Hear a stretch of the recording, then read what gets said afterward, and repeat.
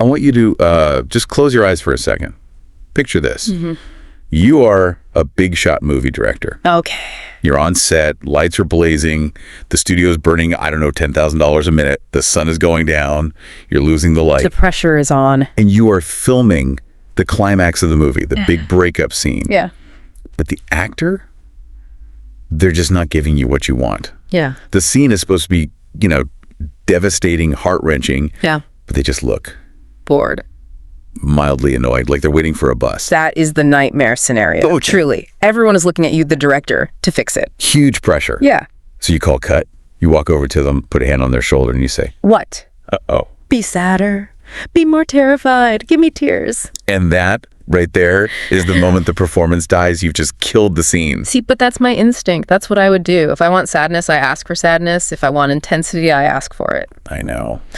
But today's deep dive is going to explain why that intuition is not just wrong. It's like the most destructive thing you can do. It is. And we aren't just talking about movies. This is leading a sales team, raising a toddler, trying to save a relationship. It's the ultimate trap of human communication. Because what you just described, be sadder, is a command that the human brain is physically incapable of following honestly. Okay, physically incapable. That is a massive claim.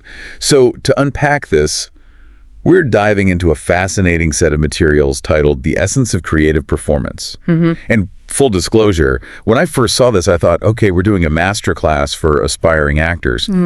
But like 3 pages in, I realized this is a secret manual for human psychology. It is. It's framed as performance theory. It draws a lot from, Stanislavski and people who came after. Yeah. But it's really a breakdown of how human beings operate under pressure and gets into that gap between what we show the world and what's actually driving the engine inside. Right. Why we get so awkward when we try to act natural. So the mission for this deep dive is a bit mind-bending. We're going to debunk the myth that creativity and emotion are about feeling. And we're going to prove that they are actually about doing. Feeling versus doing. That is the whole ballgame. If you get that one distinction, you understand so much about human behavior. All right, let's map this out. We're going to start with a huge pitfall, something the source calls result-oriented thinking. The trap. Then we'll get into the mechanics, the engine of performance, which, believe it or not, is a grammar lesson. Verbs versus adjectives. My favorite part. It sounds so dry, but I promise you it changes everything. And then finally, we'll look at the truth of the moment, listening, something called the pinch and the hidden war between text and subtext. But let's go back to that director, result-oriented directing. Why is asking for a result like be sad so toxic? So result-oriented directing is, it's defined as asking for the effect rather than the cause. Okay. If I say to you, be more terrifying or be more charismatic, I am asking for a state of being. I'm asking for an output. But isn't that the job? If I'm a manager, I want the result. I want innovation. If I'm a director, I want terror.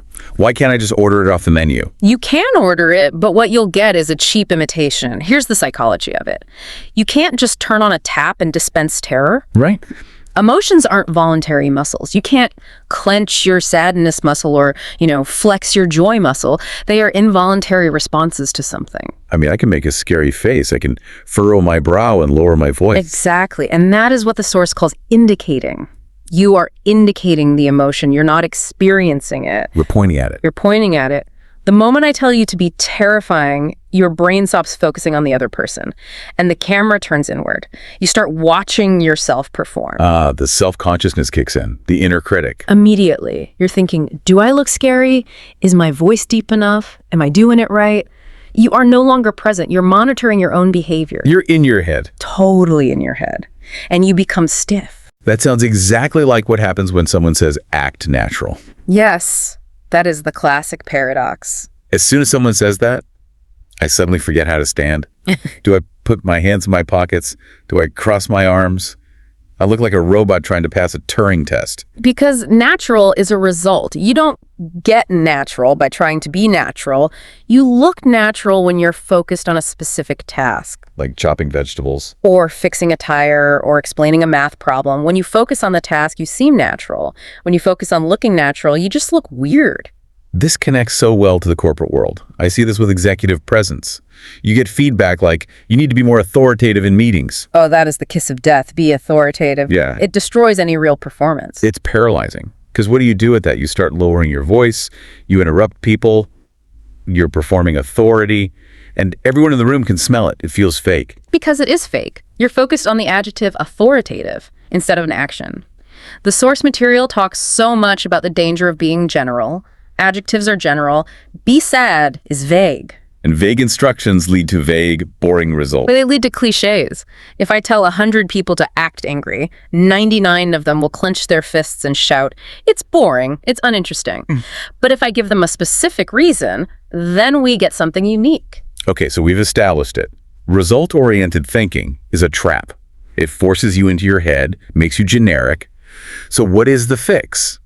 This is where the source material offers this pivot that I found so practical. Yes. It's the shift from adjectives to verbs. This is the engine. If there's one single takeaway from this whole deep dive, this is it. Adjectives are the enemy, verbs are your friend. Okay, break down the grammar. Why is the verb superior? Oh, well, think about what they do. An adjective describes a state of being. Sad, happy, angry, flirtatious. They're static. They're descriptions of a finished product. Okay, it's a label. It's static. A verb, though, describes an action. To crush, to beg, to entice, to destroy. It's kinetic. It moves energy from you to someone else. It requires you to do something. The source makes this really interesting philosophical point here. It says that human beings in real life do not walk around trying to feel things. Right. We don't wake up and say, gee, I hope I feel tragic today. We walk around trying to get things, to change things. We want the raise. We want the date. We want the kids to finally go to sleep. We want to avoid being fired. And emotion is just the byproduct of that pursuit. So if I'm an actor or just a person in a tough conversation, I shouldn't focus on the emotion I want to feel. I should focus on my objective. On your objective and on the verb you use to get it. Let's take anger. If the script says he gets angry and you try to play the adjective angry, You just yell. You make the face. you just yell. But if you ask, why is he angry? What does he want to do to the other guy? Maybe the answer is he wants to humiliate him. To humiliate. Okay, that's an active verb. You do it to someone. Exactly. You can't humiliate alone in a room. Now, if your goal is to humiliate, you might not yell at all. You might get really quiet. Oh, that's way scarier. You might laugh at them, stare them down. The anger is there, but the action is specific and interesting. It changes the texture completely. Or maybe the verb is to warn. To warn is great. If I'm angry and I want to warn you, I'm probably going to be very precise, very intense. I'm not losing control. I'm trying to save you from a consequence. It looks totally different. I love this because it makes acting and honestly just communicating sound less like pretending and more like strategizing. It is strategy. It's tactical. You have a goal. You deploy a tactic, a verb. And it works for positive stuff too. Take flirtatious. Please never ever try to play flirtatious. That's where you get the cheesy winking and the hair twirling. It's just awful. It's terrible because you're watching yourself be cute. Instead, pick a verb. To entice, to capture, or my favorite, to disarm. To disarm is a powerful one. If your goal is to disarm someone on a first date, in a negotiation, what do? You listen closely. You use self-deprecating humor. You smile with warmth. The result looks flirtatious. But your focus is on the action. And that brings up a critical rule from the source about these verbs. They have to be transitive. You said it earlier. You have to do it to someone. Yes. This is the playable action test. You cannot to be sad at someone. Right. That's just you stewing in your own juices. But you can to plead with someone. You can to guilt someone. You see the difference. One is internal, the other is external. It forces a connection. It does. You have to look at the other person to see if your verb is working. Am I successfully guilt-tripping them? No, they're rolling their eyes. Okay, new tactic. Time to switch to begging. Exactly. And that keeps you out of your own head. You aren't thinking, do I look sad enough? You're thinking, is he cracking? Is he feeling bad for me yet? You're obsessed with them, not yourself. Which is a perfect segue to the next big piece of this, the truth of the moment. Because you can't check if your verb is working if you aren't actually listening. Listening. It sounds so basic, right? Listening is important. We hear it everywhere. But the source material argues that most people, and definitely most bad actors, do not actually listen. They do what the source calls waiting to speak. Waiting to speak. It's a plague. In a bad performance, you can see it. The actor knows their line is coming. They know the other guy's about to say, I want a divorce. So they're just standing there holding their breath, waiting for the cue so they can start their pre-planned crying. Exactly. They aren't taking in the reality of the moment. And there's this great metaphor the source uses to explain how it should work. The pinch. I love the pinch concept. It simplifies everything. Break it down for us. Imagine a conversation is a reaction game. The core rule is you cannot say ouch truthfully unless you have been pinched. You can't fake the pain before the impact. In a scene, the other actor's line is the pinch. Their tone, their look, the specific way they say it that pinches you. Your line is the ouch. It's the reaction. So if you're not listening, you're not getting pinched. Your reaction will be fake, pre-planned. You have to be affectable, and that is scary. That is vulnerability. It means letting go of control. But here's the paradox that I struggle with. Actors have scripts. They know the lines. They know the ending of the movie. How can they be surprised or pinched if they know exactly what's coming? That is the magic trick. Yes, you know the lines, you know the plot, but you do not know the delivery. You don't know exactly how the other person's going to say it this time. The nuance. Exactly. Maybe in rehearsal they yell the line, but in this take, right now, maybe they whisper it. If you're really listening, that whisper will pinch you differently than the yell did, and your ouch will naturally change. It creates unpredictability. It keeps it alive. Yes. And as an audience, that is what we are addicted to. We watch for the life in the eyes, that split second where the actor is actually processing. If they're just reciting, the eyes are dead. That feels like a massive lesson for real-world conflict. How often do we go into an argument with our script already written? He's going to say X, and then I'm going to crush him with Y. All the time. We are rehearsing in the shower, in the car. We build these entire arguments in our heads. And because we're rehearsing, we aren't listening. We're just waiting for our cue to deliver our pre-written zinger. And that is why we miss the pinch. We miss the subtle cue. Maybe their voice cracked. Maybe they look defeated. That could actually resolve everything. We're so result-oriented, we want a win, that we miss the moment. Okay, so we've got results, verbs, listening for the pinch. Now let's layer on the final element, structure. The source talks a lot about objectives. The objective is the want. It's the fuel in the tank. Every character in every scene wants something. Always. If you don't want anything, you're just furniture. The scene objective is immediate. I want you to sign this check. I want you to let me out of this room. And the drama comes from the obstacle. I want to leave, but you are blocking the door with a sword. Boom, drama. But here's where it gets really juicy. The disconnect between what we say and what we actually mean. Text versus subtext. This is where it all comes together. The text is the debris on the surface, the words. The subtext is the river flowing underneath, the intention, the verb. The source gives this great example of how the same simple line can mean 5 different things. Let's use the classic, I love you. Okay, 3 words, I love you. Simple text. On the surface, yes. But in the wild, it is rarely just that. It's a tool, a weapon, a shield. Let's play this out. Scenario 1. I've just shattered your favorite vase, the one your grandma gave you. I look up from the charts and say, I love you. What's my verb? Your verb is to disarm, or maybe to beg for mercy. Please don't kill me. Exactly. The words say, I love you, but the action is defensive. You're trying to prevent an attack. Okay, scenario 2. We're breaking up. You're packing your bags, walking out the door. I grab your arm and say, I love you. Ooh, that's dark. That verb feels like to stop. Or to manipulate. To guilt. To guilt. I'm using those words as a hook to drag you back in. The text says love. The subtext says control. Last one. Scenario 3. You are on your deathbed. You're scared. I hold your hand and I say, I love you. To reassure. To comfort. To anchor. See? The words never changed. The text is identical. But the action, the verb, changed the meaning completely. And as human beings, we are evolved to hear the verb, not the noun. We hear the begging or the manipulating underneath the words. That's why we get confused when people's actions don't match their words. We feel that disconnect. We do.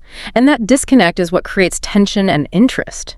Think about a business negotiation. 2 CEOs are shaking hands, smiling.